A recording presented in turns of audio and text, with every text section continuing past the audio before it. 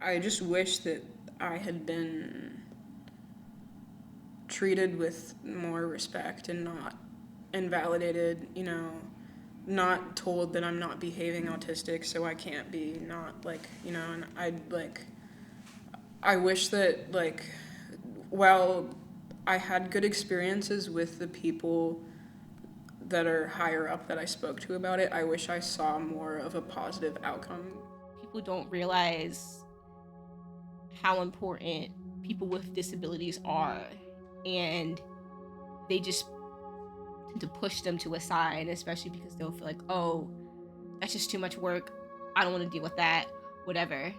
Just very ignorant things where I feel like, why are we still having these conversations? George Mason University, or GMU, is not unlike most universities. GMU, I would say, is one of the more inclusive universities in the US. You see many different people from all kinds of backgrounds and experiences. Where does this leave those with disabilities? Just like in society, disability is a topic brought up, but often not focused on. Unfortunately, this can lead to lack of education, misunderstandings, and inaccessibility. A large part of their student body that's disabled that feels like they've been done wrong by the school in one way or another.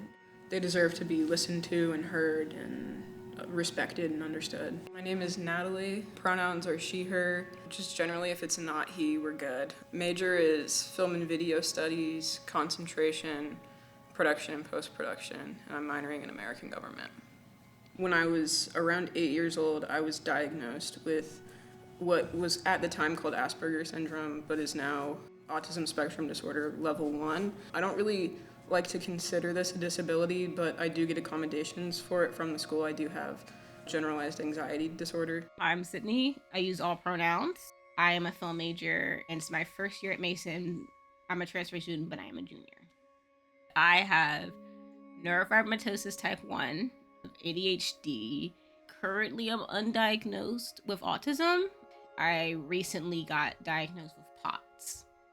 I learned that I can register for classes early because I have accommodations. I logged on the Patriot Web. For some reason, it wouldn't let me do it. It thought I didn't have accommodations. I emailed the lady. It bounced back and said, I'll be back November 4th. That is when all the juniors register for class. I was like, that is not going to work. Next day, I went up to Disability Services. I said, hey, this is what's going on. The lady who I'm supposed to talk to, the email bounced back. Who else can I talk to? So then the person at the desk, they said, okay, well, write your name in G number and email, and I will get it taken care of. Someone from Disability Service said, okay, hi, saw your message. Your disability manager, she should be able to fix it for you. I forwarded the email to her. And I said, she's out of their office. She's not going to be back till November 4th. That's when all the juniors register for their classes. So I kind of need it now. She said, okay, well, I fixed it within that time frame. I'm not saying that we shouldn't advocate for ourselves, but it's a little annoying that I have to keep doing this when these things should already be in place.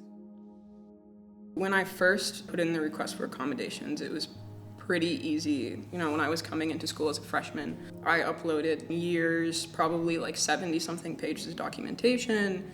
And then I met with a member of Disability Services. This is what I had in school. I'd like to continue these into college. The staff member was like, okay, great, super easy, all standard, no problem. So initially that experience was wonderful and I had pretty high expectations. I was really happy with it.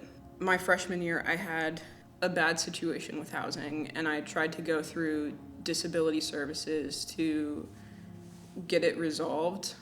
I just had to deal with very dismissive, just generally people that don't understand. I was trying to get an accommodation for a single room, which I kind of understand. I'm sure they get a lot of people that make stuff up because they don't want to have a roommate. So I understand being skeptical. I go into this meeting with a staff member from Disability Services. They're reading off these things that a medical professional has diagnosed me with, that my doctor has conferred with, just saying well, I'm not seeing this. Well, you're doing good at this right now. Very dismissive, and someone that is not in a position to evaluate, but rather understand and provide me with what I need. That's not someone that's supposed to be diagnosing me. I was very confused by that, and I ended up getting denied, and I had to appeal it. When I met with the director of disability services on my appeal, they were amazing. They were very understanding. I explained everything. They seemed shocked that it hadn't been approved in the first place. I took some time and thought about that, and I went and I sent a letter. I think it was like the DEI office, and I was put in contact with the ADA coordinator, and I talked to the ADA coordinator about what had been said to me and how it was unacceptable. And my experience there was really great with the ADA coordinator. Generally, it's been pretty mixed, where there are some things where I'm just like, why does anyone think this is an acceptable thing to say to someone? And then there's other stuff where it's like, I can tell that you really care and you're passionate about this and you understand. I think I would make them more accessible, make it easier for students to approach them and talk to them. I know, like, I've tried to go into the office before and I was like, hey, I'd like to talk to someone about this, and they're like, just send an email, go leave the office, go. Even though they always advertise, like, this is our office. And then you send an email and nobody responds to you for a week. Really make them more of, like, the service that they are supposed to be, make them more there for students with disabilities. I did learn from one of my friends about this accommodation with note takers.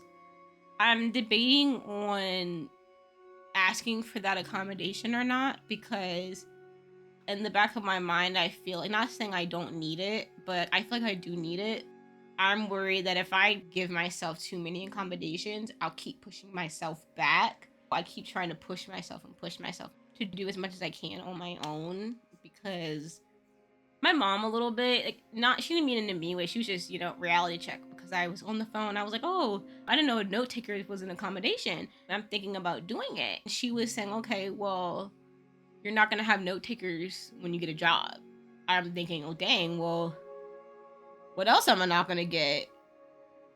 It just kind of eye-opener. I'm like, dang, what is going to happen when I leave the school environment and actually have a more career? Like, how is that going to work within the disability? Because I've been in school all my life. I don't know what it's like to be disabled when you're not in school. You live in a world where it's not made for you. You just have to work extra hard. And that's kind of one of the things with being disabled, is that it's kind of like a box, like with those things for the babies when you put, like, the shapes in the boxes. It's kind of like that. Like, hey, that box is the world, right? Everybody else who doesn't have disabilities, they are like the circle shape. They can go in that shape. But people who are disabled is kind of like the star shape. It's kind of like you're trying to force the star shape into the circle hole. We need to make the star hole so then we can go into the box with everybody else.